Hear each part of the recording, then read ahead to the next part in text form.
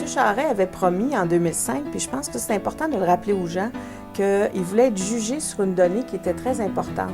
S'il voulait être sûr que le revenu personnel des Québécois allait augmenter. Depuis 2005, il n'a pas augmenté. Il voulait que ça augmente plus vite que celui des Canadiens. Or, maintenant, le Québec se classe la 9e province sur 10 pour le revenu personnel des Québécois. En 2003, lors de son premier mandat, et on se rappelle, hein, le thème à ce moment-là, c'était « Nous sommes prêts » et c'était la santé. Et ça aussi, c'est ce qui touche les Québécois d'abord et avant tout. Il était prêt à régler tous les problèmes en santé, d'abord et avant tout l'attente dans les urgences. Or, et si je regarde ici pour la capitale nationale, l'attente dans les urgences a augmenté de 18 %. Nous avons une vision. Nous avons donné ce qu'on appelle le plan Marois. On a développé 6 thèmes, mais plus particulièrement, je pense que c'est ce qui préoccupe les Québécois. On met de l'avant la famille, on met de l'avant l'éducation, puis on met de l'avant la santé. Pour ce qui est de l'éducation, c'est faire face au décrochage scolaire. Il faut s'assurer que nos gens ne décrochent pas.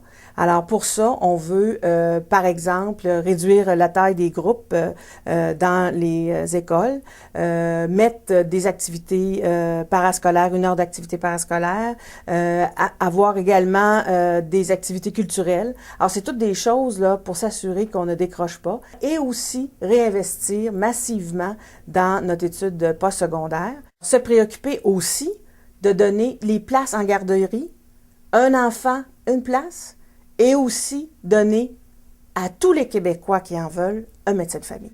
Dans Louis Hébert, là, ce qui est très important, c'est l'éducation et la famille. La conciliation travail-famille, ça va être très important pour moi. L'éducation, maintenir les écoles de quartier. On a Cœur-Vaillant, Campanile et Notre-Dame-de-Foy. Les écoles de quartier, c'est vital. Il faut les maintenir. Les services aux aînés, la circonscription a beaucoup d'aînés. Il faut s'assurer de leur soutien à domicile, les services à domicile. Et aussi une dernière donnée qui est très importante pour avoir vécu dans cette circonscription-là pendant 20 ans, le transport collectif. Je pense que c'est très important.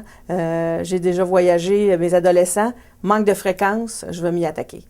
Nous sommes une nation, on nous le reconnaît, mais maintenant, il faut aller plus loin. Il faut récupérer tous nos pouvoirs et lorsque les gens auront vu qu'avec nos pouvoirs, on va plus loin, on pourra faire progresser l'idée de la souveraineté pour pouvoir faire notre pays.